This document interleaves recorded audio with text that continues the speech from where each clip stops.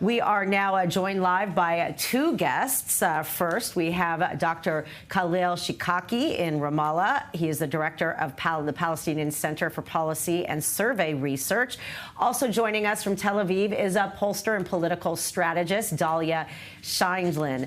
Thank you both for being here.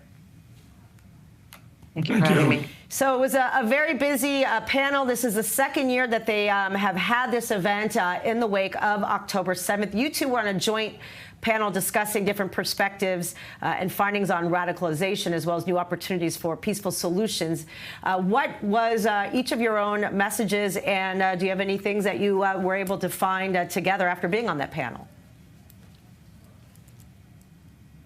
I mean, I think we can start by what is a very consistent finding in the aftermath of escalations, and of course ongoing during escalations, we do see both sides, and we have conducted joint Israeli-Palestinian survey research for years now, that both sides become more hardline immediately during and in the immediate aftermath of escalations. War generates bad feelings and a greater sense of aggression, and people tend to respond with more militant attitudes and a greater sense of threat perception. However, over time, what we're seeing is somewhat of a mitigation of those attitudes, some reversion to where attitudes were before, which was not a great situation for peace. But we also see that there is a responsiveness to the changing situation, and that when we try to propose to people the idea of pathways forward towards a two-state solution in a changing geopolitical context, which is the reality that would involve, for example, normalization, we see surprising levels of openness. And I think Khalil will expand on some of the details of where people are more open towards changing their minds. Yeah, please explain that. And are they more open just, you know, in the recently?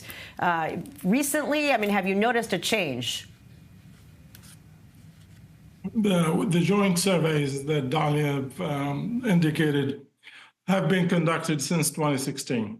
These surveys attempt to assess the extent to which the hardening of attitudes that we have witnessed over the last decade or so, whether they are reversible. And what we presented is essentially our main findings from the latest survey, which was conducted after October the 7th and during the ongoing war. And what we found is that, as Dahlia indicated, there has been significant hardening of attitudes. The narratives of both sides have hardened significantly. There is tremendous amount of dehumanization, victimization, and so on. However, we have found that if three conditions are met, you can change the situation significantly and bring about a majority support for something that only a quarter of Israeli Jews and about a third of Palestinians would support without. And these are making the two-state solution feasible in the eyes of the public, let people think that it is viable and it can be done. This has been evident in all of our surveys. The second is to show or for people to feel that the status quo is costly, that it could produce unwanted outcomes. And thirdly, if we are able to show that the two-state solution can meet the vital needs of both sides. With these three conditions, we have found that any Israeli or Palestinian leader can count on the majority support of both Israeli Jews, Israeli Arabs, and Palestinians. In other words, there is no reason to think that because of what we see on the surface today in terms of hardening of attitudes, one should despair. There is clear evidence that people do want to see a change, and if we and the leaders are able to provide the necessary conditions, there is obviously a clear willingness on the part of both Israeli Jews and Palestinians to go along with that. Yeah, we've definitely seen, more people going to the streets in protest, something that we did not see for quite some time. It shows that maybe there was less fear within the population there. And to see these, you're a very well-respected pollster, to see these numbers and seeing people comfortable enough to even respond to these questions, what does that tell you? I mean, could it erode Hamas? Could it actually lead to some kind of change just from more people not supporting the war and being willing to speak up? Well, since October the 7th, we have seen a gradual decline in support for Hamas for various reasons.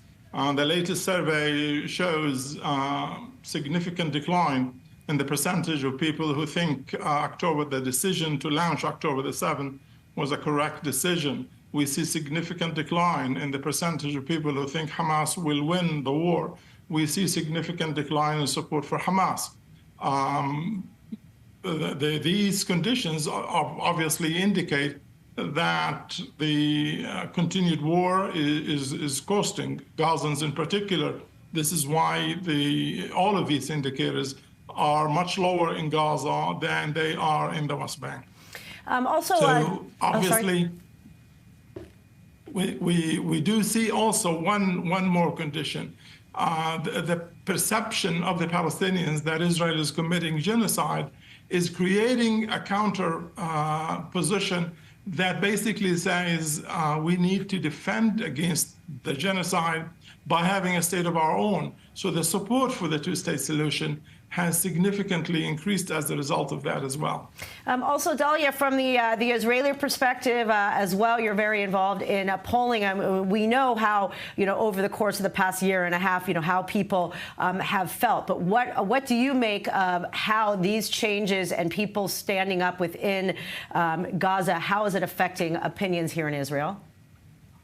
Well, I think the protests in Gaza have certainly been seized upon by the Israeli leadership to say, this is exactly what we've been planning on. And the Israeli public often repeats this idea that if only Gazans would rise up and throw out Hamas, that could be an end to the war. But I think the bigger picture in terms of public opinion research is a major breach of trust between what is essentially a majority of the Israeli public who does not believe that their own government is making decisions about the war for the correct reasons. And we have, in every time we poll on this, the kinds of questions that are being asked in themselves are striking. Do you think the prime minister has primarily political considerations of keeping his coalition or the good of the country in mind, for example? And this is a type of question that's been asked for months throughout much of this war. But what we're seeing also around the announcement of the government's new escalation is that yet again, the majority of Israelis think that their own government is continuing and expanding this war for Netanyahu's political survival. And that is generating a deep breach of trust.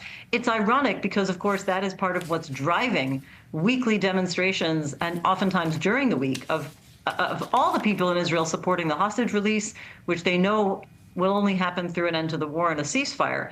And yet, after all of these weeks of, essentially a year and a half of protests, Israelis haven't managed to topple the government, and yet there is some great expectation that Palestinians will topple Hamas in Gaza.